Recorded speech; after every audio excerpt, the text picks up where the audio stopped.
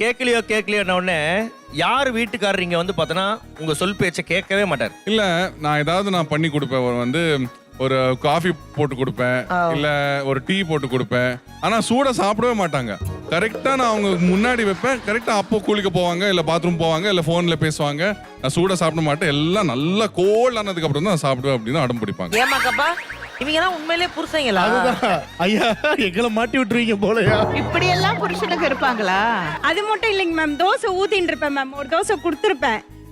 தோசை அங்க கல்ல ஊத்தி வச்சிருக்கிறது வேக கூட இல்ல, அது கூட வேகலையா குடு சீக்கிரம் குடு மாவள்ளி வாயில ஊத்திடுவேன். மரியா 2 கல்லு வை, ஒரு கல் அவன உட்கார வை, ஒரு கல்ல தோசை ஊத்து. அவங்களாச்சும் பரவாயில்ல டீ போட்டு தராங்க வைஃபுக்கு. இவர் என்னன்னா, நான் ஆக்சுவலி டீ காஃபி எல்லாம் குடிக்க மாட்டேன், பட் ஆனா இவருக்கு அதெல்லாம் செய்ய தெரியும்னே நான் எப்ப தெரியுமா தெரிஞ்சுக்கிட்டேன், என் அக்கா வந்திருந்தாங்க ஊர்ல இருந்து.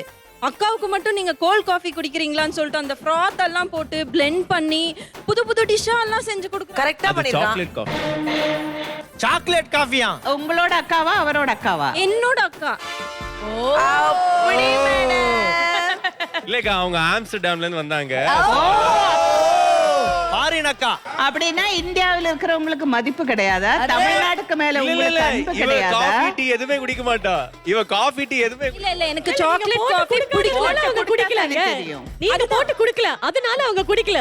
ஸ்ரீரஞ்சனிக்கு இந்த ஏரியால எவன் சிக்கினாலுமே செய்யும். பக்கத்துல ஒருத்தர் மாட்டினால. எதிரி போறா. ஐயோ ஐயோ